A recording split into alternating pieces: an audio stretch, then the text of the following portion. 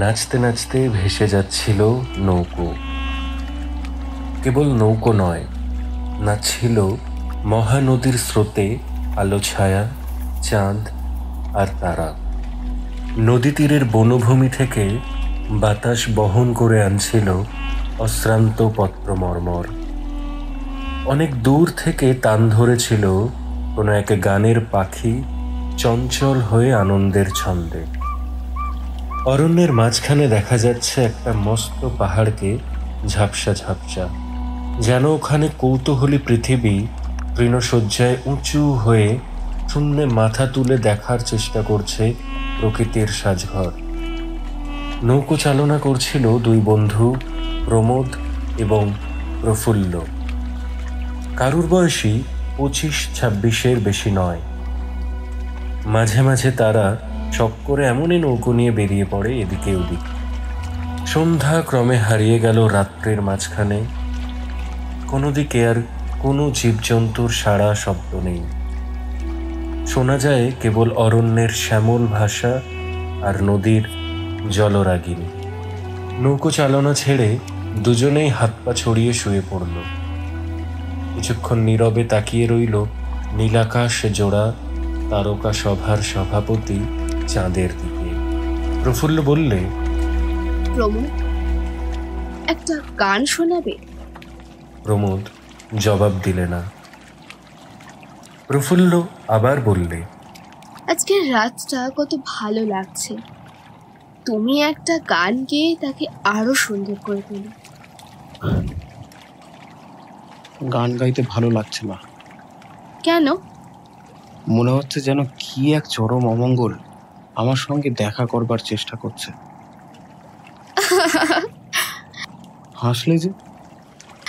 এমন সুন্দর রাত, এমন চাঁদের আলো, এমন নদীর গান, এর ভিতরে তুমি অমঙ্গলকে সন্ধান করছো? আমি সন্ধান করছি না প্রফুল্ল, অমঙ্গলই করছে আমাকে। আমি যেন চোখের সামনে দেখতে পাচ্ছি পরলোকের সিংহদ্বার। প্রফুল্ল একটুখানি চুপ করে থেকে বললে, প্রমোদ, তোমার মুখে প্রায় এমন কথা শুনতে পাই, এর কারণ কি বলতে পারো? বন্ধু, বিনা কারণে কেউ অমঙ্গলকে ধ্যান করে না। অমঙ্গলকে ধ্যান? হ্যাঁ, এখন অমঙ্গলই হচ্ছে আমার একমাত্র ধ্যান ধারণা। তুমি পাগল? যদি তুমি আমার জীবনের কথা জানতে, তাহলে আমাকে পাগল বলতে তোমার বাধ্য। এ কথা তোমার মুখে সাজে না। কেন? নিজের জীবনকে তুমি তো নিজেই রহস্যের একটা ঘেরাটোপ দিয়ে ঢেকে রেখেছো। কতবার তোমার জীবনের কথা শুনতে চেয়েছি, কিন্তু তুমি কি কোনো দিনই আমার প্রার্থনা পূর্ণ করেছো? প্রমোদ উঠে বসলো ধীরে ধীরে। তারপর আস্তে আস্তে বললে, তুমি কি জানো কেন এতদিন তোমাকে আমার জীবনের কথা বলিনি? কেমন করে জানবো বলো? আমি তো আর গণৎকার নই। কারণ আমার জীবন হলো অলৌকিক। অলৌকিক? হ্যাঁ, অলৌকিক বা অপার্থিব। শুনলে তুমি বিশ্বাস করবে না। তোমার চেয়ে বড় বন্ধু আমার আর কেউ নেই। আমি করব তোমার কথায় অবিশ্বাস? এও কি সম্ভব? কেবল অলৌকিক নয়, আমার জীবনের কথা হলো ভয়ঙ্কর। তোমার সর্বাঙ্গ রোমাঞ্চিত হবে শুনলে। শেষ পর্যন্ত হয়তো সহ্য করতে পারবে না। প্রফুল্ল সবিস্ময়ে প্রমোদের মুখের পানে খানিকক্ষণ তাকিয়ে রইল বোবার মতো। তারপর সেও উঠে বসে হাসতে হাসতে বললে, বন্ধু, জীবন বড় একঘেয়ে, কিন্তু তোমার কথায় পাচ্ছি অ্যাডভেঞ্চারের গন্ধ। রোমাঞ্চিত হতে আমি বরাবরই খুব ভালোবাসি। পৃথিবীতে বসে যদি অপার্থিবের সন্ধান পাওয়া যায়, তাও মন্দ লাগবে না মনে হয়। বেশ, ব্যক্ত করো তোমার জীবন কাহিনী। চাঁদের দুধের ধারা মাখা নদীর স্রোতের সঙ্গে নৌকো ভেসে যাচ্ছিল আপনা আপনি। হঠাৎ থেমে গেল বাতাসের উচ্ছ্বসিত গতি, স্তব্ধ হয়ে গেল বনমর্মর। ক্ষীণ হয়ে এলো নদীর কলতান, এবং সেই স্তব্ধতার মধ্যে আচম্বিতে জাগ্রত হলো কোথায় রক্তলোভী ব্যাঘ্রের ভয়াবহ গর্জন। শিউরে উঠে প্রমোদ বললে, শুনতে পেলে? কি? কোথাও একটা বাঘ ডাকছে। ডাকুককে, তাতে আমাদের কি? ও, কিছুই না। বিশ্বাস করো আর নাই করো, আমার কথাটা শোনো। আমরা তখন আসামের এক জঙ্গলে বাস করতাম। তখনকার কথাই আমার ভালো মনে আছে। কিন্তু আমাদের আদি বাস ছিল বাংলাদেশে, 24 পরগনা জেলায়। যে কারণে আমাদের নিজের দেশ ছাড়তে হয়েছিল, আগে সেই কথাটাই বলি। আমরা 3 জন ভাই বোন ছিলাম, দাদা, আমি আর মায়া। বাবা খুব ধনী না হলেও লাখখানেক টাকার মালিক ছিলেন। তারই সুদে স্বাধীনভাবে চলতো আমাদের সংসার। মায়াকে প্রসব করবার পরেই আমার মা মারা যান। বাবা ছিলেন পরম হিন্দু। মাকে বাঁচাবার জন্য তিনি অনেক ঠাকুর দেবতার কাছে গিয়ে ধর্ণা দিয়েছিল। কিন্তু ঠাকুর দেবতারা মোটা টাকার প্রসাদ খেয়েও মাকে বাঁচাবার জন্য যৎসামান্য চেষ্টাও করেননি। তার ফলে বাবা হিন্দু দেবতাদের নাম শুনলে রেগে আগুন হয়ে উঠতেন, এবং মায়ের শোকে বাবার মস্তিষ্ক বোধহয় কিঞ্চিৎ বিকৃত হয়ে গিয়েছিল। যে কারণেই হোক, বাবা হঠাৎ খ্রিস্ট ধর্ম অবলম্বন করলেন। এসব ব্যাপারে বাংলার পল্লী সমাজে কিরকম বিশ্রী আন্দোলন জাগে, সেটা বোধহয় তোমাকে বর্ণনা করে বুঝিয়ে দিতে হবে না। কেবল প্রতিবেশীরা নয়, গ্রামের জমিদার পর্যন্ত গেলেন ক্ষেপে। চারিদিকে রক্তচক্ষু, চারিদিকে গালাগাল। একদিন জমিদার বাড়িতে বাবার ডাক পড়ল। সেখানে কোন দৃশ্যের অভিনয় হবে সেটা আন্দাজ করতে পেরে বাবা নিজের বাড়িতেই বসে রইলেন। জমিদার বাবু সেই দিনের সন্ধ্যেতেই পাঠিয়ে দিলেন এক যষ্টিধারী দারোয়ান। বাবা বাইরের ঘরে বসেছিলেন। দারোয়ান সোজা ঘরের ভিতর ঢুকে জানালো, তার উপরে হুকুম হয়েছে বাবাকে কান ধরে টেনে নিয়ে যাওয়ার জন্য। বাবা অল্প কথার মানুষ ছিলেন। সংক্ষেপেই বললেন, একবার সেই চেষ্টা করেই দেখো না। দারোয়ান ভয় পেল না। হাত বাড়ালো বাবার কান ধরবার জন্য, কিন্তু বাবার হাত চলল আরো তাড়াতাড়ি। দারোয়ানের লাঠি কেড়ে নিয়ে তার মাথায় বসিয়ে দিলেন এক ঘা। বিনা বাক্য ব্যয়ে দারোয়ান হলো একেবারে কুপকাত। মুহূর্তে তার আত্মা হলো দেহহীন। এমন অঘটন যে ঘটবে বাবা কল্পনাও করতে পারেননি। দারোয়ানকে হত্যা করবার ইচ্ছা তার মোটেই ছিল না, কিন্তু বিপদে পড়েও বাবা বুদ্ধি হারালেন না। তাড়াতাড়ি নিতান্ত দরকারি জিনিসপত্র গুছিয়ে ফেললেন।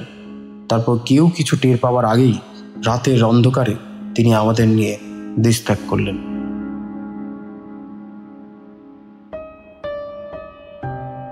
তারপর কেমন করে পুলিশকে ফাঁকি দিয়ে বাবা সুদূর আসামের জঙ্গলের ভেতর গিয়ে বাসা বাঁধলেন, তা রোমাঞ্চকর হলেও এখানে সেসব সবিস্তারে বলবার দরকার নেই। ভারতবর্ষের সর্বত্রই বনে বনে এমন অনেক লোক বাস করে যারা শিকারী বলে আত্মপরিচয় দেয়। শিকার করাই তাদের পেশা। বাবা কি বলে আত্মপরিচয় দিতেন তা আমি জানি না, তবে আমার বিশ্বাস তিনি শিকারী বলেই নিজেকে পরিচিত করেছিলেন। যখন আসামের জঙ্গলে আসি তখন আমি খুব ছোট, সব কথা ভালো করে মনে পড়ে না। খানচারে কুটির তুলে বাবা বাঁধলেন বনের বাসা। সেখান থেকে মানুষের বসতি ছিল মাইল কয়েক দূরে। বিশেষ দরকার না থাকলে বাবা লোকালয়ের দিকে পা বাড়াতেন না। আমাদের গরু ছিল, ছাগল ছিল, আর ছিল হাঁস এবং মুরগি। এবং বাসার পেছনে খানিকটা ঘেরা জমির ভেতর ছিল শাক সবজির বাগান। চাল ডাল প্রভৃতি আসতো মাঝে মাঝে দূরের লোকালয় থেকে। বাবাও প্রত্যহ বন্দুক নিয়ে বেরিয়ে পড়তেন বনে বনে শিকারের সন্ধানে। প্রায় পাখি বা হরিণ মেরে আনতেন। সুতরাং বুঝতেই পারছো, জঙ্গলের ভেতরেও আমাদের মোটামুটি খোরাকের অভাব হয়নি। সে বনের ছবি উজ্জ্বল হয়ে আছে আমার মনের ভেতর। একাধারে তা অপূর্ব, বিচিত্র এবং ভয়াবহ। সুন্দরের সঙ্গে ভীষণের তেমন সম্মেলন আমি আর কোথাও দেখিনি। আমাদের বাসার পরেই ছিল খানিকটা ঘাস ও আগাছা ভরা জমি, এবং তারপরেই একটি ছোট নদী। বছরের অন্য সময়ে নদীটা বালির বিছানার উপর দিয়ে শীর্ণ জলরেখা এঁকে ঝিরঝির করে বয়ে যেত, এবং তখন তার গান শোনাতো মৃদু গুঞ্জনের মতো। কিন্তু বর্ষার সময়ে সে হয়ে উঠত সত্য সত্যই ভয়ঙ্করী।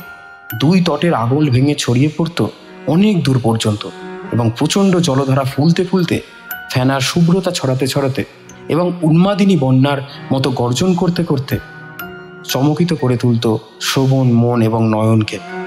তার ছোট্ট শান্ত মূর্তি তখন কল্পনাও করা যেত না। নদীটার জন্ম তার উত্তর দিককার বিশাল পর্বতপুরীর মধ্যে। সেখানে পাহাড়ের পর পাহাড়ের প্রস্তর স্তূপ ক্রমেই উঁচু হয়ে উপর পানে উঠে গিয়ে নীল আকাশের অনেকখানি ঢেকে ফেলেছে একেবারে। শিখরের পর শিখর, শিখরের পর শিখর, যেন অজানা রহস্যময় ও বিভীষণ। দেবতাদের পূজার জন্য যেসব মন্দির করা হয়েছে ওগুলো তাদেরই চূড়া। এই অঞ্চলের কোনো লোকই একলা ওই পর্বতপুরীর মধ্যে ঢুকতে সাহস করত না, এমনকি দিনের বেলাতেও। সন্ধে নামলে দলে ভারী হলেও সকলে ওখান থেকে পালিয়ে আসতো। তাদের বিশ্বাস, সূর্য অস্ত গেলেই ওখানে যাদের আসর বসে তারা কেউ জন্তুও নয়, মানুষও নয়। ওখানে যাওয়া আর জমালয়ে যাওয়া নাকি একই কথা। বিশেষ করে একটি পাহাড় নাকি এমনই ভয়ানক যে লোকে তার নাম রেখেছিল প্রেত পর্বত। বাবা আগে এইসব জনরব অলস জল্পনা কল্পনা বলে উড়িয়ে দিতেন বটে, কিন্তু পরে তাকেও করতে হয়েছিল মত পরিবর্তন। নদীর পূর্ব পারে আমাদের কুটির। এদিকেও জঙ্গল আছে বটে, কিন্তু তা খুব ঘন বা দুর্গম নয়। এদিকে কাঠ কাটা বা মধু সংগ্রহ প্রভৃতির জন্য মানুষের চলাচলও আছে। কিন্তু নদীর পশ্চিম দিক থেকে আরম্ভ হয়েছে যে বিরাট ও গভীর অরণ্য, মনুষ্যের পক্ষেও তা অগম্য স্থান বললে অত্যুক্তি হবে না। সে অরণ্যের অনেক জায়গাটাই দিবালোকের স্পর্শও পায়নি কখনো। সেখানকার অধিকাংশ বৃক্ষই পরস্পরের আলিঙ্গনে আবদ্ধ হয়ে সর্বদাই যেন মর্মর ভাষায় আর্তনাদ করছে। তাদের তলায় এবং আশেপাশে বাস করে যে নিবিড় অন্ধকার, মানুষের দৃষ্টি যেন তার গায়ে ধাক্কা খেয়ে আহত হয়ে আবার বাইরে পালিয়ে আসে সব ভয়ে। ওই অরণ্যের বাসিন্দা হচ্ছে হাতি, বাঘ, ভাল্লুক, বন্য বরাহ, মহিষ, নেকড়ে, অজগর এবং অন্যান্য সাপ ইত্যাদি। তাদের অনেকেই নদী পার হয়ে আমাদের এদিকেও মাঝে মাঝে বেড়াতে আসতো ঠিকই, তাই বাবার হুকুম ছিল তিনি বাইরে গেলে আমরা যেন ঘরের ভেতরে দরজা বন্ধ করে বসে থাকি। ছেলে মানুষই খেয়ালে হয়তো বাবার অনুপস্থিতির সময় এক আধ দিন বাইরে বেরিয়ে পড়তে পারত, কিন্তু দিনের বেলাতেও অরণ্যের ভেতর থেকে যেসব হিংস্র জীবের হুঙ্কার ভেসে আসতো তা শুনে কোনোদিন আমরা কেউ পিতার অবাধ্য হতে ভরসা করিনি।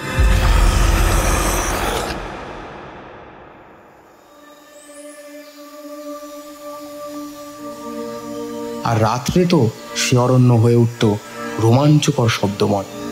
কত বৃহৎ জন্তু করত গর্জনের পর গর্জন, আবার কত জন্তুর কণ্ঠে ফুটত কাতর মৃত্যু ক্রন্দন। মাঝে মাঝে মাতঙ্গের দল আমাদের কুটিরের চারিদিকে ভূমিকম্প জাগিয়ে ছুটে চলে যেত, আর কুটিরের ভেতরে পরস্পরকে জড়াজড়ি করে বসে আমরা তিনটি ভাই বোন ভয়ে কেঁপে কেঁপেই সারা হতুম। কারণ ওদের কোনো একটি জীবের ষণ্ডের আঘাতে বা দেহের ধাক্কায় আমাদের কুটির তাসের ঘরের মতো ভেঙে পড়তে পারত যখন তখন। বাবা আমাদের দুই ভাইকে যে খুব ভালোবাসতেন এটা আমরা বুঝতে পারতাম, কিন্তু আমাদের বোন মায়ার সম্বন্ধে তিনি ছিলেন বেশ খানিকটা উদাসীন। মায়াকে প্রসব করতে গিয়েই যে আমাদের জননীকে ইহলোক ত্যাগ করতে হয়েছে, এই চিন্তাই বোধ করি তাকে করে তুলেছিল মায়ার প্রতি বিমুখ। মায়ার সম্বন্ধে তিনি নিজের কর্তব্য পালন করতেন মাত্র, কিন্তু তার প্রাণের স্নেহ সে কোনোদিন পায়নি। বেচারা মায়া, সে হচ্ছে জন্মদুঃখিনী। জ্ঞান হবার আগেই মাতৃহারা, পিতার স্নেহ থেকেও বঞ্চিত। জন্ম এবং মৃত্যুর মধ্যে থাকে ভগবানের হাত। মা যে বেঁচে নেই এজন্য তাকে দায়ী করলে চলবে কেন? মায়ের প্রতি বাবার ছিল অন্ধ ভালোবাসা, তাই বোধহয় তিনি বুঝেও বোঝেননি এই সত্য কথাটা। মায়া কিন্তু বাবাকে খুবই ভালোবাসত, যদিও আমরা তার মুখ দেখেই বুঝতাম তার প্রতি যে বাবার দরদ নেই এটা সে সর্বদাই অনুভব করতে পারত। তার শিশুমন কি ভাবতো জানি না, কিন্তু অধিকাংশ সময়ই তার মুখ হয়ে থাকতো বিমর্ষ। আমরা দুই ভাই মিলে প্রাণপণে চেষ্টা করতাম পিতার এই স্নেহের অভাব পূরণ করবার জন্য। মায়া ছিল আমাদের প্রাণের পুতুল। মায়ার রূপ ছিল অবর্ণনীয়। মায়া পরমা সুন্দরী ছিল। তার সর্বাঙ্গে গোলাপ পাপড়ির রং আর কোমলতা। তার সেই ঢলঢল মুখের পানে তাকালে অতি পাষণ্ডেরও মন বিগলিত না হয়ে পারত না। নিজের বোন বলে বলছি না, কিন্তু এমন রূপের ডালি পৃথিবীর মাটিতে আর আমি দেখিনি। প্রফুল্ল, আজ যদি তোমার সামনে মায়াকে এনে দেখাতে পারতাম, তাহলে তুমি বুঝতে যে আমি অত্যুক্তি করছি না একটু। কিন্তু হায়, কি ভাবছো? মায়ের কি হলো? এখন সেই কথাই বল। বনবাসে এসে বাবাকেও কোনোদিন সুখী দেখিনি। হাসতে তিনি ভুলেই গিয়েছিলেন এবং তার মুখের কথা হতো প্রায় বিরক্তি ভরা। হয়তো এই সমাজ পরিত্যক্ত জীবন তার পক্ষে ছিল অসহনীয়। হয়তো মায়ের অভাব তিনি অনুভব করতেন পদে পদে। হয়তো একটা মানুষের প্রাণ গিয়েছে তারই হাতে। এই দুশ্চিন্তা তাকে আচ্ছন্ন করে রাখত সর্বক্ষণ। দায়ে পড়লে মানুষ প্রবীণ হয় অল্প বয়সেই। সকালের আহারাদি সেরে বাবা প্রত্যহই বন্দুক নিয়ে বেরিয়ে যেতেন বাইরে। তারপর প্রায়ই ফিরে আসতেন রাত্রিবেলায় অত্যন্ত ক্ষুধার্ত অবস্থায়। কোনো জীব শিকার করে আনলেও সেদিন আর রান্নাবান্নার সময় থাকতো না। সেই জন্য দুপুরের পর থেকেই আমরা 3 ভাই বোন মিলে রাত্রের আহার্য প্রস্তুত করবার জন্য নিযুক্ত হয়ে থাকতাম। আমরা কীরকম রান্না করতাম জানি না, বাবা কিন্তু আমাদের তৈরি করা খাবার গ্রহণ করতেন পরম পরিতুষ্টের মতো। এইভাবেই কিছুকাল ধরে আমরা জীবনযাপন করলাম। তারপরেই আরম্ভ হলো যেসব ঘটনার ধারা বললেও তুমি হয়তো তা ধারণা করতে পারবে না। দাদার বয়স তখন 11, আমার 9 আর মায়ের 7 বছর। শীত পড়ল। পাহাড়েই দেশের আসল বন্য শীত লক্ষ্য করা যায়। এখানে বসে ওদেশি শীতের মর্ম কিছুতেই তোমরা আন্দাজ করতে পারবে না।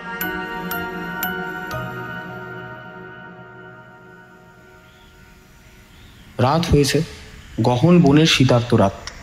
দরজা জানলা বন্ধ করে আমরা 3 জনে উনুন ঘিরে বসে আগুন পোয়াচ্ছিলাম। বাবা সারাদিনের পর ফিরে ক্লান্ত দেহে শয্যায় গিয়ে আশ্রয় নিয়েছিলেন। বাইরে হিমকাতর ঝোড়ো হাওয়া হু হু করে দীর্ঘশ্বাস ফেলতে ফেলতে বনে ঘুরিয়ে কাঁদিয়ে তুলছিল সবুজ পাতাদের। দাদা বললেন, কি রাত! এই সময় যারা বাইরে আছে তাদের কি অবস্থা! মায়া কচি মুখখানি তুলে বলল, হাতি আর বাঘ বেচারিদের তো ঘর বাড়ি নেই, না জানি তাদের কত কষ্ট হচ্ছে। ঠিক সেই সময় আমাদের দরজার ওপাশে জাগলো একটা গর্জন। বাবা ধর্মড়িয়ে বিছানার উপরে উঠে বসে বললেন, নেকড়ে! মায়া আমাকে 2 হাতে জড়িয়ে ধরে সভয়ে বলে উঠল, মাগো! আমি বললাম, কি রে, এখন ভয় পাচ্ছিস কেন? এই তো শীতের রাতে ওদের কষ্ট হচ্ছিল বলে দুঃখ করছিলি। যা এখন উঠে দরজা খুলে আয়। নেকড়েটা আবার গর্জন করলো, এবার আরো জোরে। সে কি ক্ষুধার্ত চিৎকার, যেন হিম করে দেয় বুকের রক্ত। বাবা বললেন, এ তো ভালো কথা নয়, দেখতে হচ্ছে। তিনি বিছানা থেকে নেমে পড়লেন। তারপর বন্দুকটা নিয়ে বাইরে বেরিয়ে গেলেন। আমি দরজাটা আবার ভেতর থেকে বন্ধ করে দিলাম। 8 ঘন্টা, 1 ঘন্টা, 2 ঘন্টা কেটে গেল। তবু বাবা ফিরল না। বন্দুকের শব্দ বা নেকড়ের গর্জনও শুনলুম না। ঘুমের কথা ভুলে আমরা 3 জনে বসে বসে ভাবতে লাগলাম, এমন কনকনে ঠান্ডা রাতে বাবা এতক্ষণ ধরে বনের ভেতর কি করছেন? কোনো বিপদে পড়লেন না তো? ছোট্ট খুকি মায়া তন্দ্রার ঝোঁকে থেকে থেকে তার মাথা নুয়ে পড়ছে। তবু সেও ঘুমোতে পারল না। ব্যাপারটা যা হয়েছিল পরে বাবার মুখে শুনেছি। সে রাতে আকাশে ছিল চাঁদ। জ্যোৎস্নার ধবধবে আঁচলে চাপা পড়ে গেছিল অন্ধকার। দরজা খুলে বাইরে বেরিয়ে বাবা দেখলেন প্রায় 30 গজ দূরে দাঁড়িয়ে রয়েছে একটা প্রকাণ্ড দীপ্তচক্ষু নেকড়ে বাঘ। বাবাকে দেখেই সে গজরাতে গজরাতে আরও খানিক তফাতে গিয়ে দাঁড়ালো। জানোয়ারটাকে অত দূর থেকে গুলি করলে লক্ষ্য ব্যর্থ হবে, এই ভেবে বাবা বন্দুক তুলে তাড়াতাড়ি তার দিকে অগ্রসর হলেন। একই অভিনয় চলল খানিকক্ষণ ধরে। বাবা যত এগিয়ে যান, নেকড়েটাও তত এগিয়ে যায়। বাবা যেই দাঁড়ান, সেও দাঁড়িয়ে পড়ে 2 চক্ষে অগ্নিবৃষ্টি করে গজরাতে থাকে। বাবা ছুটলে সেও ছোটে, বাবা ধীরে ধীরে চললে সেও চলে ধীরে ধীরে। বাবা ভারী একরোখা ছিলেন। তারও গো হলো যেমন করে হোক আজ ওই নেকড়েটাকে বধ করবেনই। তিনি ছুটলেন পশুটার পেছনে পেছনে। মাইলের পর মাইল পার হয়েও থামলেন না। ঘন্টার পর ঘন্টা কেটে গেল, তবু হুঁশ নেই। তারপরেই নেকড়ের সঙ্গে সঙ্গে বাবা এসে পড়লেন প্রেত পর্বতের তলদেশে। তার সম্বন্ধে জনরব কি বলে সেটা তার অজানা ছিল না। কিন্তু তিনি সেসব কথাকে কুসংস্কার বলেই উড়িয়ে দিয়েছেন বারবার। প্রেত পর্বতের বুকের ভেতরে লক লক করে খেলা করছিল অগ্নিশিখা। বাবার মনে হলো দাবানল, বনে যাদের বাস, প্রায় তাদের পরিচয় হয় দাবানলের সঙ্গে। কিন্তু এমন প্রচণ্ড শীতকালে হিমে ভেজা বনে কি দাবানল জ্বলে? শিকারের উত্তেজনায় বাবার মনে এ প্রশ্ন জাগল না। দাবানল জ্বলছে দাউ দাউ করে, কেউ যেন অপবিত্র নরক অগ্নির খানিকটা নিক্ষেপ করছে প্রেত পর্বতের মধ্যে। তারই শিখাগুলোকে নিয়ে কারা যেন দুরন্ত আহ্লাদে লাফালাফি দাপাদাপি করে বেড়াচ্ছে পাহাড়পুরের বনে বনে, গাছে গাছে।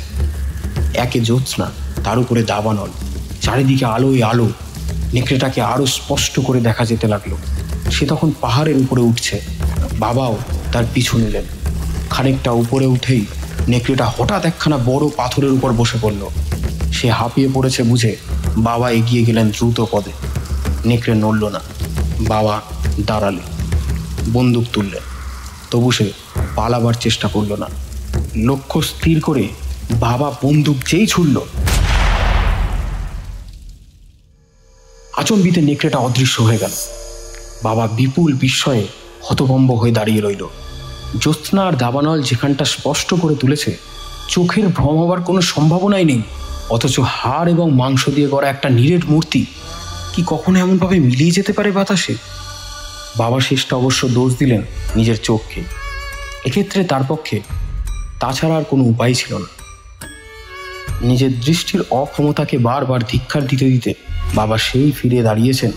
অমনি রাত্রির স্তব্ধ আকাশকে বিদীর্ণ করে জাগলো একটা উচ্চ ও তীক্ষ্ণ চিৎকার। কে কোথায় আছো? সাড়া দাও, আমরা পথ হারা বিপন্ন পথিক, আমাদের সাহায্য করো। এ আবার নতুন বিস্ময়। কুবিখ্যাত প্রেত পর্বত, দিনের বেলাতেও লোকে যার কাছে আসতে আতঙ্কে শিউরে ওঠে, এই গভীর নিশীথে সেখানে মানুষ পথিক। সে আবার এমন সৃষ্টি ছাড়া স্থানে অন্য মানুষের কাছে সাহায্য প্রার্থনা করছে। ওকে উন্মত্ত। তারপরেই দেখা গেল উপত্যকার পাশের পথ দিয়ে এগিয়ে আসছে দুটি মূর্তি। বাবার বুকটা ছ্যাপ করে উঠল। তাহলে কি প্রেত পর্বত সম্বন্ধে জনরব মিথ্যা নয়? মূর্তি দুটি ক্রমেই কাছে এসে পড়ল। তাদের একজন পুরুষ এবং একজন নারী। এরা যে পৃথিবীর মানুষ নয় সে বিষয়ে কোনো সন্দেহই নেই। বাবা জিজ্ঞাসা করলেন, কে আপনারা? আমরা বিদেশি। এখানে কেন? শত্রুদের কবল থেকে উদ্ধার পাবার জন্য বনের ভিতরে পালিয়ে এসেছিলুম, তারপর পথ হারিয়ে এখানে এসে পড়েছি। আপনি দেখছি বাঙালি। হ্যাঁ, বাংলা আমার দেশ বটে, তবে এখন থাকি আসামে। কেন? এখানে চাকরি করি। শত্রুর কথা বলছিলেন না? হ্যাঁ। কে আপনার শত্রু? জমিদার। জমিদার? জমিদার জোর করে আমার মেয়েকে আমার কাছ থেকে ছিনিয়ে নিতে চায়। সে কি? সে জোর করে আমার মেয়েকে বিয়ে করতে চায়। তার চরিত্র নরপিচাসের মতো। তার কবল থেকে উদ্ধার পাওয়ার জন্যই মেয়েকে নিয়ে আমি পালিয়ে এসেছি। কিন্তু আপনি কোথায় এসেছেন জানেন? কোথায়? প্রেত পর্বতে। এ আবার কিরকম নাম? লোকে বলে রাত্রে এ পাহাড়ে বসে ভৌতিক সভা। আপনি এসব বিশ্বাস করেন? করলে এত রাত্রে এখানে আসতুম না। মশাই, এইটি আমার মেয়ে লীলা। লীলা, তুমি কি ভূত মানো? প্রশ্ন শুনে লীলা চমকে উঠল। তারপর তাকালো প্রেত পর্বতের শিখরের দিকে। সেখানে তখনও নৃত্য করছিল দাবানলের শিখা। বাবা বললেন, এ আলোচনা স্থান নয়। আপনার নামটি জানতে পারি কি? শ্রী গিরীন্দ্রশেখর চৌধুরী। আপনার? প্রবোধ কুমার বসু। পরিচয় তো হলো, এখন আমাদের কি করা উচিত? গিরীন্দ্রবাবু, আপনি জানেন না আপনার সঙ্গে আমারও জীবনের কতটা সাদৃশ্য আছে। আমিও জমিদারের অত্যাচারে দেশ ছাড়া। আমরা দুজনেই দুজনের ব্যথার ব্যথী হতে পারি। আসুন আমার সঙ্গে। মায়া তখনও ঢুলছিল। আমরা তখনও বসে ভাবছিলাম। হঠাৎ দরজায় কড়াঘাত হলো। সঙ্গে সঙ্গে শুনলাম বাবার কণ্ঠস্বর। আমরা স্বস্তির নিঃশ্বাস ফেলে তাড়াতাড়ি গিয়ে দরজা খুলে দিলাম। বাবার সঙ্গীদের দেখে আমার দৃষ্টি হয়ে উঠল সচকিত। মায়া অস্ফুট কণ্ঠে কেঁদে উঠে এক ছুটে পালিয়ে গেল। বাবা আগন্তুকদের দিকে ফিরে বললেন, আমার ছেলেমেয়েরা এখানে অতিথি দেখেনি কোনোদিন, তাই ওরা বিস্মিত হয়েছে। হবারই কথা। ওগো খোকা খুকুরা, ভয় নেই। আমরা বাঘও নই, ভল্লুকও নই। বনে আমরা পথ হারিয়েছিলুম। তোমাদের বাবা দয়া করে আমাদের আশ্রয় দিয়েছেন। আসুন গিরীন্দ্রবাবু, আসুন লীলা দেবী। উনুনে এখন আগুন আছে দেখছি। এতক্ষণ ধরে বাইরের শীতের যে ধাক্কা সামলাতে হয়েছে, দেহগুলো একটু তাতিয়ে না নিলে চলবে না। তারপর দাদার দিকে ফিরে বললেন, প্রকাশ, এরা নিশ্চয়ই খুব ক্ষুধার্ত। এত রাত্রে ভালো করে খাওয়ার সময় তো হবে না। এখন কি করা যায় বলো তো? চাল আছে, ডাল আছে, আলু আছে, আর আছে তাজা মুরগির ডিম। বলো তো 1 ঘন্টার মধ্যেই খাবার তৈরি করে দিতে পারি। সাধু সাধু খোকা বাবুজি, তোমার মুখে ফুল চন্দন পড়ুক। এ যে মরুভূমিতে বৃষ্টিধারা, গহন বনে রাজভোগ। ইতিমধ্যে মায়ার খোঁজে পাশের ঘরে ঢুকে আমি দেখলাম বিছানার উপরে উপুর হয়ে শুয়ে সে ফুপিয়ে ফুপিয়ে কাঁদছে। বিস্মিত হয়ে বললাম, কি রে মায়া, কাঁদছিস কেন? ভয় করছে, আমার বড্ড ভয় করছে। ভয় পাচ্ছিস কেন? ওই মেয়েটাকে দেখে। কোন মেয়েটা? বাবার সঙ্গে যে এসছে? হ্যাঁ ছোটদা। সে কি রে? ও যা পরি মতো সুন্দরী, অমন সুন্দরী আমি কোনোদিন দেখিনি। কিন্তু তুমিও চোখ দেখেছো? চোখ? হ্যাঁ, ও চোখটা দেখেই আমার ভয় করছে। যত সব বাজে কথা। চোখ দেখে আবার কেউ ভয় পায় নাকি? জানি না, আমি ওর কাছে কখনো যাব না। মায়া আবার ফুপিয়ে ফুপিয়ে কাঁদতে লাগলো। কিছুতেই আর শয্যা ত্যাগ করতে চাইল না। অতিথিরা বেশ কিছুকাল ধরে বাস করলো আমাদেরই সঙ্গে। বাবা এবং গিরীন্দ্রবাবু প্রতিদিনই নির্দিষ্ট সময় বেরিয়ে যেতেন শিকারের সন্ধানে। লীলা কুটিরেই থাকত। দেখলাম ঘরকন্যার কাজে সে একেবারেই পাকা। সারাদিনই সংসার নিয়ে নিযুক্ত থাকত। যা করবার সবই নিজের হাতে করত। আমাদের কাউকে কিছুই করতে দিত না। এমন কাজের মেয়ে খুবই কম দেখা যায়। দাদাকে আর আমাকে ভারী যত্ন আর আদর করত লীলা। সর্বদাই চেষ্টা করত কিসে আমাদের মন খুশি থাকে। মায়াকেও সে বশ করবার জন্য কম চেষ্টা করেনি, কিন্তু তাকে বাগে আনতে পারেনি কিছুতেই। মায়া তার কাছ থেকে সর্বক্ষণই তফাতে তফাতে থাকবার চেষ্টা করত, এবং তার ইচ্ছার বিরুদ্ধেও লীলা যদি তাকে আদর করবার চেষ্টা করত তাহলে সে সেখানেই কেঁদে ফেলত। শেষটা লীলাকেও বাধ্য হয়ে মায়ের সঙ্গে ভাব করবার চেষ্টা ছেড়ে দিতে হলো। সেও মায়ের কাছে যেত না, মায়াও তার কাছে আসতো না। অথচ লীলা ছিল অতি আমোদে মেয়ে। প্রতিদিনই সে আমাদের আনন্দ দেবার জন্য শোনাতো নতুন নতুন হাসির গান। তার অধিকাংশ গানেই থাকতো বনের জীবজন্তুদের কথা। গোটা 3 গানের কথা এখনো আমার মনে আছে। কেবল আমরা কেন, বাবার মন রাখবার জন্য লীলার চেষ্টার ত্রুটি ছিল না। প্রায়ই সে নতুন নতুন খাবার তৈরি করত, বিশেষ করে বাবার জন্যই। বাবা খেতে বসলে সে সামনে গিয়ে বসতো, পাখা নেড়ে মাছি তাড়াবে বলে। এত যত্নাদর পেয়ে বাবাও হয়ে উঠলেন তার প্রতি অত্যন্ত সদয়। ক্রমে এমন অবস্থা দাঁড়ালো যে লীলা ছাড়া বাবার একদণ্ড চলত না।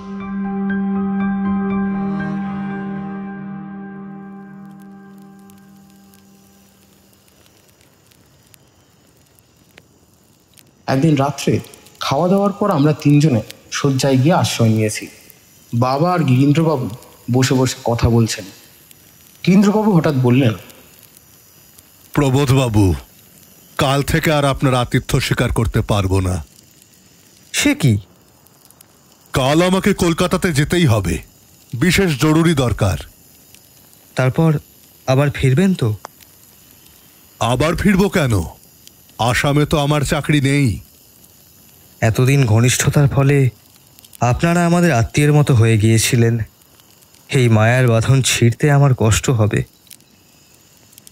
মায়ার বাঁধন ছিঁড়বেন কেন? আপনি ইচ্ছা করলে আমরা আরো ঘনিষ্ঠ আত্মীয় হতে পারি। কেমন করে? আপনার হাতে আমি আমার কন্যা সম্প্রদান করতে রাজি আছি। বাবা কথাটা যেন বিশ্বাস করতে পারলেন না। বললেন, তার মানে? আমার জামাই হতে আপনার আপত্তি আছে কি? অল্পক্ষণ স্তব্ধ হয়ে চিন্তা করে বাবা বললেন, না। বেশ, তবে এখনই বিবাহ হয়ে যাক। বাবা অবাক হয়ে বললেন, অসম্ভব। অসম্ভবকে সম্ভব করতে হবে, কারণ কাল খুব ভোরেই আমি কলকাতার দিকে যাত্রা করব। কিন্তু এই বনে এত রাত্রে? প্রবোধ, তুমি কি বলবে বুঝতে পেরেছি। তুমি বলতে চাও এত রাত্রে এখানে পুরুত খুঁজে পাওয়া যাবে কিনা, কিন্তু কি দরকার পুরুতের? তুমি খ্রিস্টান, আমি কোনো ধর্ম মানি না, তবে আর সামাজিক অনুষ্ঠান নিয়ে মাথা ঘামানো কেন? তুমি লোকালয় ত্যাগ করেছ, বন্য জীবনযাপন করছো, সুতরাং বন্য রীতি অনুসারে তোমাদের বিবাহ হলে কোনো ক্ষতিই নেই। কিন্তু আর কোনো কিন্তু টিন্তু নয়, আমি মেয়ের বিয়ে দেব নিজের শর্তে। গিরীন্দ্রবাবু উঠে দাঁড়িয়ে ডাকলেন, লীলা, এদিকে এসো। লীলা এগিয়ে এলো। প্রবোধ, উঠে দাঁড়াও। লীলার হাত ধরো। আচ্ছা, এবার প্রতিজ্ঞা করো। কি প্রতিজ্ঞা? বলো, প্রেত পর্বতের আত্মাদের নামে আমি শপথ করছি যে। শপথ যদি করতে হয় ভগবানের নামেই করা উচিত। শপথ শুনতে পাবে এখানকার আত্মারাই। না প্রবোধ, আমি ভগবান মানি না। তুমি বাস করছো প্রেত পর্বতের ছায়ায়। বাবা বললেন, তবে তাই হোক। শপথ করো। প্রেত পর্বতের আত্মাদের নামে শপথ করছি যে আজ থেকে লীলাকে আমার বৈধ পত্নী রূপে গ্রহণ করলুম। তার ভালো মন্দের জন্য দায়ী থাকবো আমি। ওই সঙ্গে বলো, যদি আমার দ্বারা লীলার কোনো অনিষ্ট হয়, তাহলে প্রেত পর্বতের আত্মাদের অভিশাপ যেন আমার আর আমার সন্তানদের মাথার উপর এসে পড়ে, যেন তাদের মাংস হয় শকুনি, গৃধিনী, নেকড়ে আর বনের অন্যান্য হিংস্র জন্তুদের খাদ্য। করো শপথ। একটু ইতস্তত করে বাবা গিরীন্দ্রবাবুর কথাগুলো আর একবার আউড়ে গেলেন। গিরীন্দ্রবাবুকে দেখাচ্ছিল তখন কি ভয়ঙ্কর। মনে হচ্ছিল মাথায় তিনি যেন আরো 1 ফুট উঁচু হয়ে উঠছেন এবং তার 2 চক্ষু দিয়ে ঠিকরে পড়ছে তুবড়ির আগুনের ফিনকি। দাদা বিছানার উপরে আড়ষ্ট হয়ে শুয়ে রইলেন। আমার বুকের ভেতরটা ধরফর করতে লাগলো। মায়া চিৎকার করে কেঁদে উঠল।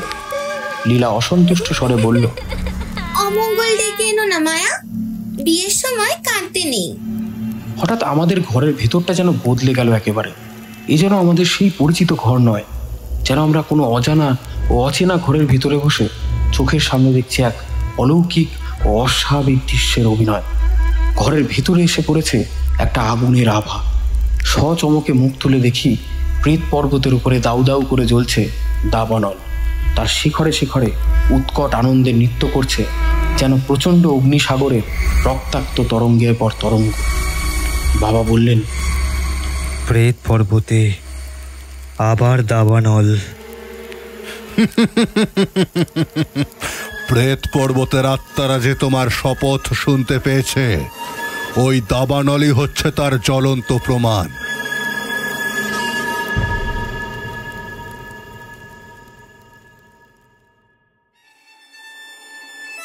গিরীন্দ্রবাবু চলে গিয়েছেন।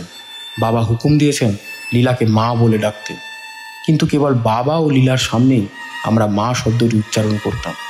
নিজেদের মধ্যে ব্যবহার করতাম লীলার ডাকনামটাই। কেন জানি না, তাকে মা বলতে গেলে যেন বদ্ধ হয়ে আসতো আমাদের কণ্ঠস্বর। লীলার যত গুণই থাক, তার মধ্যে মাতৃত্বের ভাব ছিল না একটু।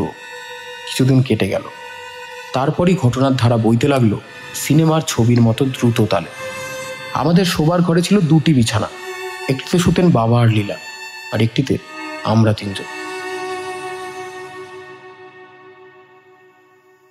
এক রাত্রে মায়া হঠাৎ ঠেলে ঠেলে দাদাকে আর আমাকে জাগিয়ে দিল। দাদা জিজ্ঞাসা করলেন, কি হয়েছে মায়া?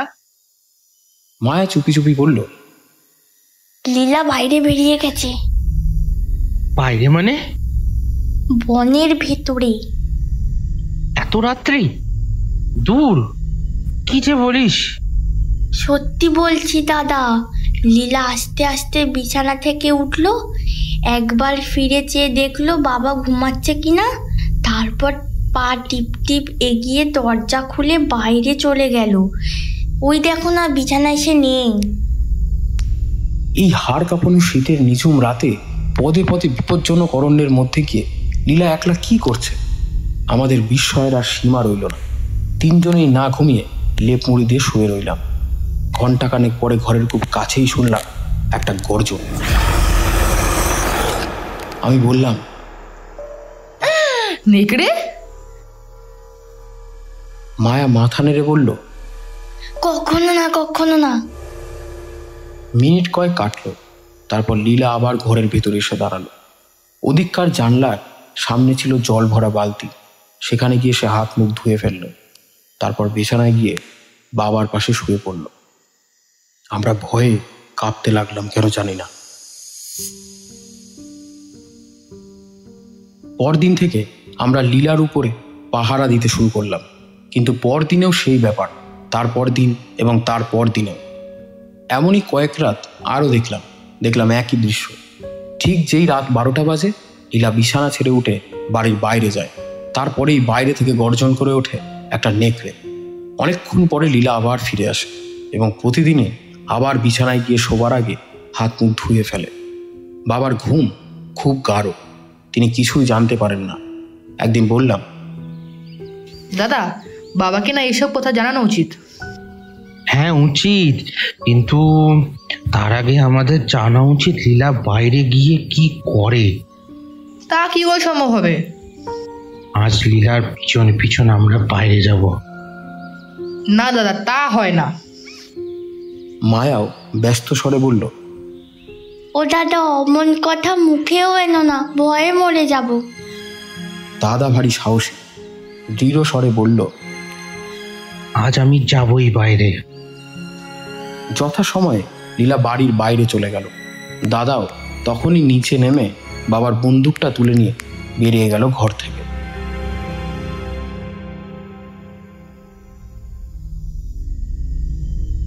আমি আর মায়া মহা উৎকণ্ঠায় প্রায় শ্বাস বন্ধ করে দাদার জন্য অপেক্ষা করতে লাগলাম। তারপরেই শুনলাম একটা বন্দুকের শব্দ এবং তারই মিনিট খানেক পরে দেখলাম লীলা ঘরের ভিতরে এসে ঢুকলো ঘোরাতে ঘোরাতে। তাড়াতাড়ি বালতির কাছে গেল, উকি মেরে দেখলাম একখণ্ড কাপড় নিয়ে সে নিজের পায়ে হাঁটুর কাছে ব্যান্ডেজ বাঁধছে। খানিকক্ষণ পরে সে আবার শুয়ে পড়ল বাবার পাশে গিয়ে। কিন্তু দাদা কোথায়? দাদা এখনো বাইরে কেন? দাদাই কি বন্দুক ছুড়ে লীলাকে জখম করেছেন? তাই কি তিনি বাবার ভয়ে বাড়িতে ফিরতে পারছেন না?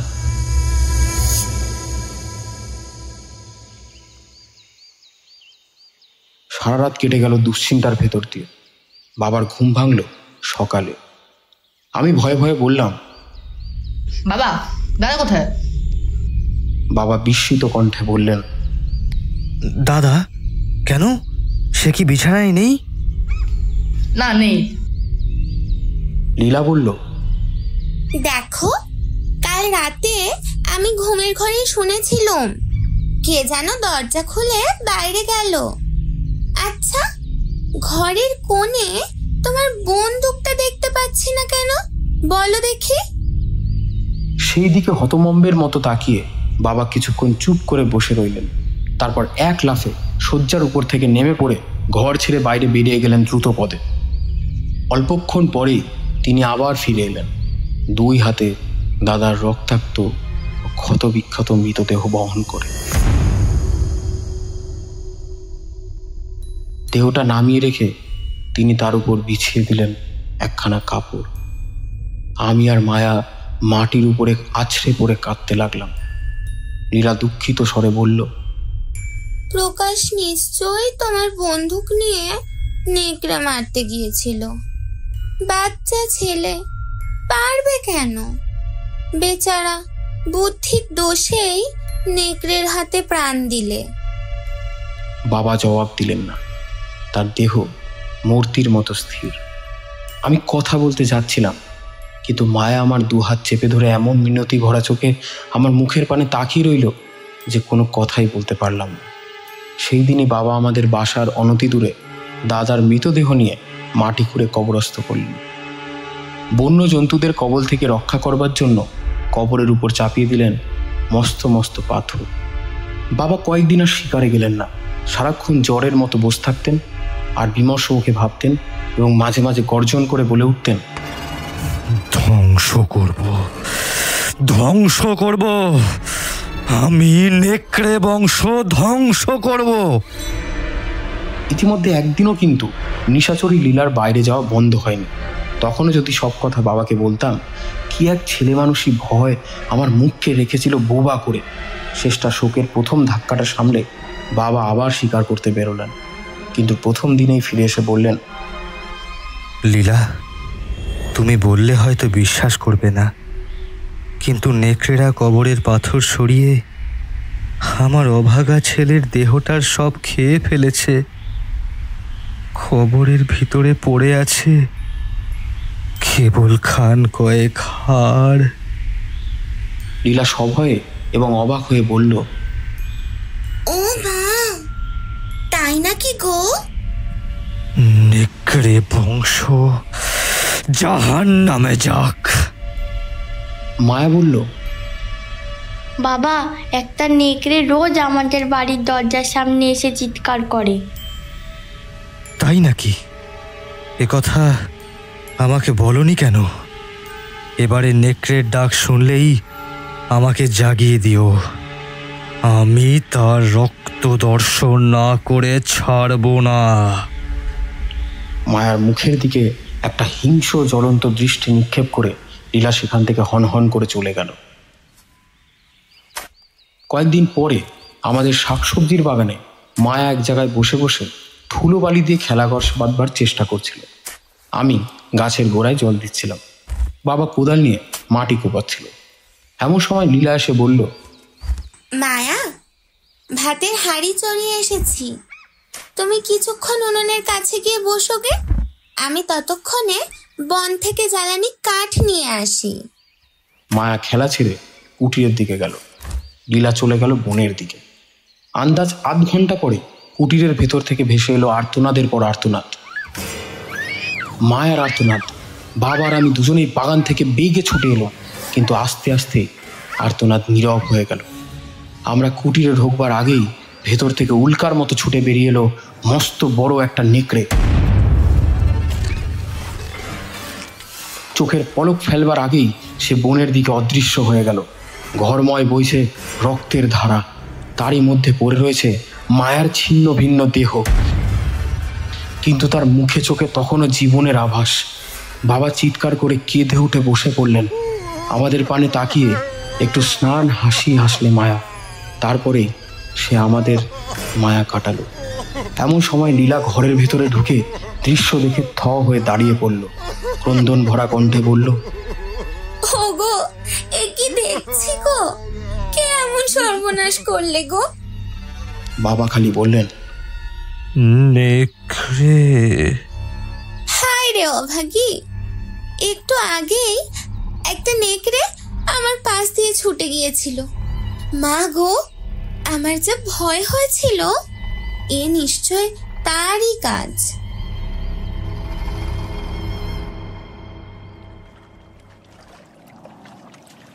আমার আর বাবার সুখের কথা বর্ণনা করে তোমাকেও আর কষ্ট দিতে চাই না। শুভ্র পূজার ফুলের মতো সুন্দর, কোমল ও পবিত্র মায়া ছিল আমাদের প্রাণের দুলালির মতো। তাকে হারিয়ে আমাদের জীবন অন্ধকার হয়ে গেল। দাদার কবরের পাশে বাবা মায়ার দেহকেও সমাধিস্থ করলেন। রাত্রিতে যে বিছানা আগে 3 ভাই বোনের জন্য বরাদ্দ ছিল, আজ আমি সেই বিছানায় একলা, চোখে ঘুম নেই। শুয়ে শুয়ে ভাবছি, মায়ের মৃত্যুর সঙ্গে লীলার কোনো সম্পর্ক আছে বোধহয়, কিন্তু কিরকম সম্পর্ক?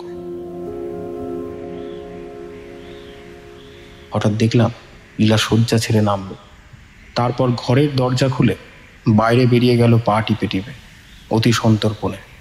সাংঘাতিক নারী, এখনো সে নিজের অদ্ভুত অভ্যাস ছাড়তে পারল না। দুর্দান্ত কৌতূহল হলো।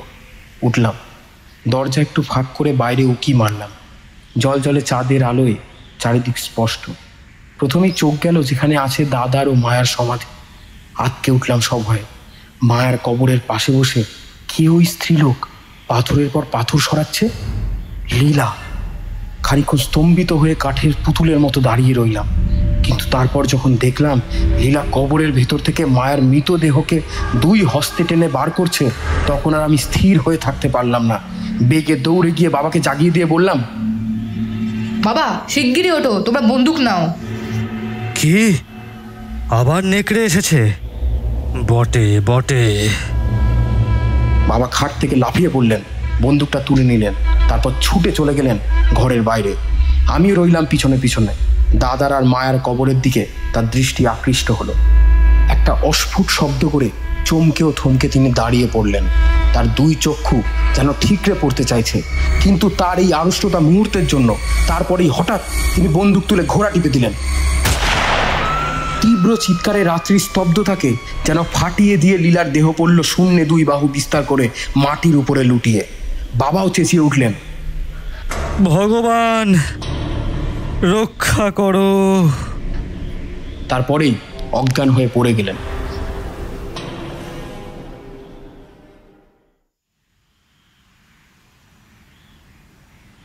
খানিকক্ষণ পরে বাবার জ্ঞান হলো। ধীরে ধীরে উঠে বসে কপালের উপরে ডান হাত বুলোতে বুলোতে তিনি বললেন, আমি কোথায়? আমার কি হয়েছে বলো দেখি। ও পড়েছে পড়েছে পড়েছে মনে পড়েছে।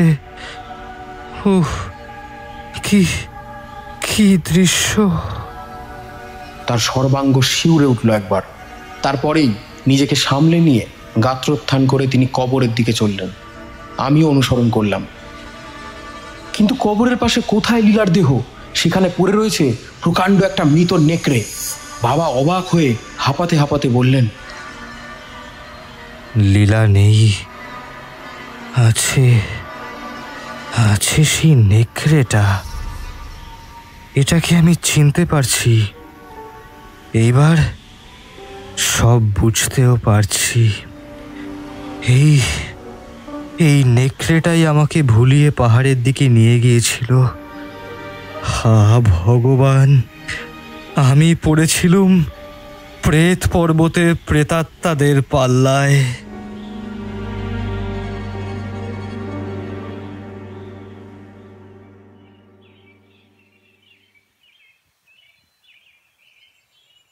পরদিনের প্রভাত। এখনো ভালো করে সূর্যোদয় হয়নি। ঘরের ভিতরে আলো আধারি। বিষম শব্দে দরজা ঠেলে ঘরের ভিতরে বেগে প্রবেশ করলো এক উদ্ভ্রান্ত মূর্তি। অগ্নিরক্ত চক্ষু, মাথার লম্বা চুলগুলো করছে কুরুদ্ধ সর্পের মতো লটপট। থরথর করে কাঁপছে সর্বশরীর। গিরীন্দ্রবাবু। কান ফাটানো চিৎকার করে সামনের দিকে 2 বাহু বাড়িয়ে সক্রোধে গিরীন্দ্রবাবু বললেন, দে আমার মেয়েকে ফিরিয়ে দে, দে আমার মেয়েকে ফিরিয়ে। আমার মেয়ে কোথায়? আমার মেয়ে। বাবা তার সম্মুখে গিয়ে বুক ফুলিয়ে দাঁড়িয়ে তেমনই জোরে চিৎকার করে বললেন, কোথায় তোর মেয়ে? তোর মেয়ের যেখানে থাকা উচিত সেইখানেই আছে, নরকে। দূর হ শয়তান, নইলে তোকেও আমি সেখানে পাঠিয়ে দেব, নরকে। গিরীন্দ্র অট্টহাস্য করে বলল,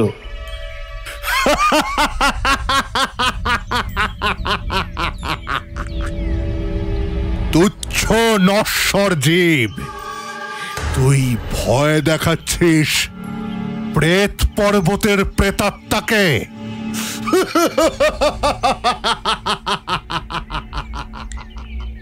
বেরিয়ে যা শয়তান, তোকে আমি থোড়াই কেয়ার করি। তোর শপথের কথা ভুলে যাচ্ছিস বুঝি? আমার মেয়ের ভালো মন্দের জন্যে তাই থাকবি তুই। প্রেতাত্মার কাছে শপথ? তার কোনো মূল্য নেই। মূল্য নেই? বেশ বুঝতে পারবি মূল্য আছে কিনা। তোর সন্তানদের মাংস ভক্ষণ করবে অরণ্যের শকুনি, গৃধিনী, নেকড়ে আর অন্যান্য হিংস্র পশুরা। তারা এখনো বলছি শয়তান, বিদেয় হ।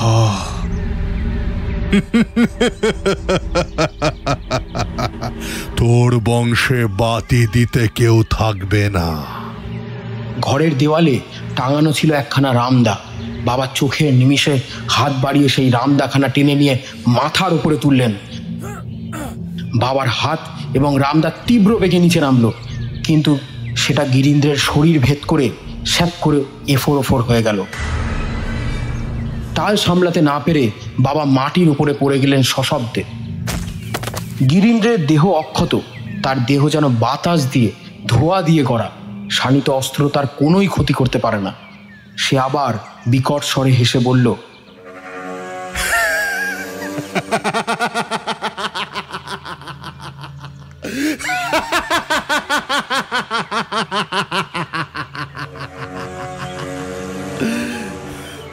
ওরে নশ্বর জীব, কেবল তাদের উপরেই আমরা প্রভুত্ব করতে পারি যারা করেছে নরহত্যা। মানুষ খুন করে তুই পালিয়ে এসেছিলি প্রেত পর্বতের কোলে। কর এইবারে শাস্তি ভোগ। তোর তোর দুই সন্তান গিয়েছে, তোর তৃতীয় সন্তানকেও রক্ষা করতে পারবি না। মরবে, মরবে, সেও মরবে। তারও মাংসহীন হাড়গুলো পড়ে পড়ে শুকোবে গভীর অরণ্যের মধ্যে। তোকে আমি হত্যা করতে পারতুম অনায়াসেই, কিন্তু আমি তা করব না। তুই বেঁচে থাক, সেইটাই তোর সবচেয়ে বড় শাস্তি। তোকে হত্যা করাও তোর প্রতি দয়া করা।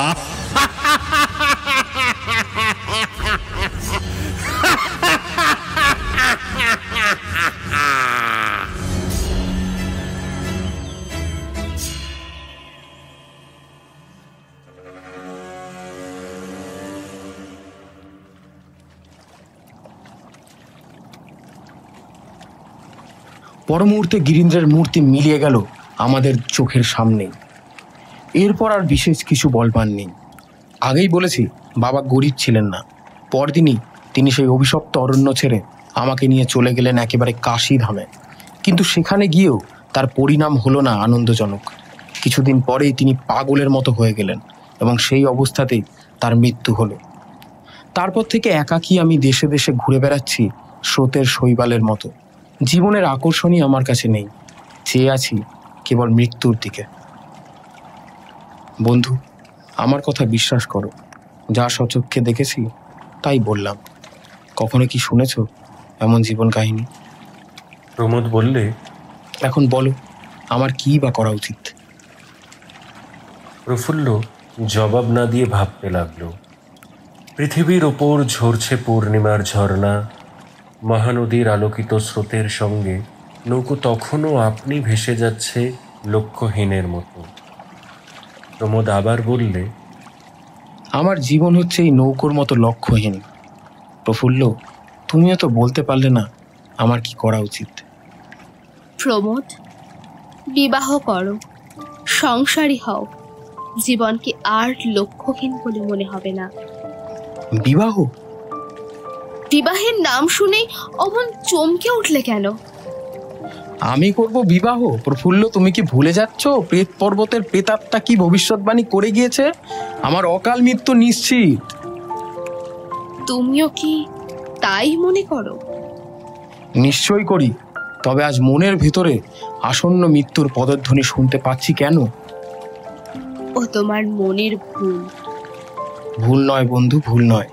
চোখের সামনে দেখছি আমার আর পৃথিবীর মাঝখানে একখানা কালো পর্দা নেমে আসছে ধীরে ধীরে। এমন পূর্ণিমার ভিতরেও তুমি আবিষ্কার করলে কালো পর্দা? তোমার কল্পনা শক্তি আছে বটে। প্রফুল্ল, আমার মাথা ঘুরছে, দম বন্ধ হয়ে আসছে। প্রমোদ, এখন বুঝছি তোমার জীবন কাহিনী শুনতে চেয়ে আমি বুদ্ধিমানের কাজ করিনি। তুমি অত্যন্ত উত্তেজিত হয়েছ। অতীতের দুঃস্বপ্নের কথা বর্ণনা করতে করতে তোমার মস্তিষ্ক উত্তপ্ত হয়ে উঠেছে। ওঠো ওঠো, ধরো হাল, নৌকার তীরে যাই। এখনো কেন প্রফুল্ল? তীরে নৌকা ভিড়িয়ে আমার সঙ্গে তুমিও নদীর ঠান্ডা জলে স্নান করবে। তোমার অলৌকিক কাহিনী শুনে আমারও মন যেন কেমন কেমন করছে। স্নান করলে আমরা দুজনে হয়তো কতকটা প্রকৃষ্ট হতে পারবো। জলে দেহ স্নিগ্ধ হতে পারে, কিন্তু মন কি ভিজবে প্রফুল্ল? মনের ওপরেও দেহের প্রভাব আছে বই। ব্যাধি যখন দেহকে জীর্ণ করে, মন তখন সুস্থ থাকে না। যখন এত করে বলছো, তোমার আদেশই পালন করব। এই বলে প্রমোদ উঠে হালের কাছে গিয়ে বসল। দুই হাতের দুই দাঁড়ের দ্বারা নদীর জলে হীরক চূর্ণ ছড়াতে ছড়াতে প্রফুল্ল নৌকো নিয়ে চলল তীরের দিকে।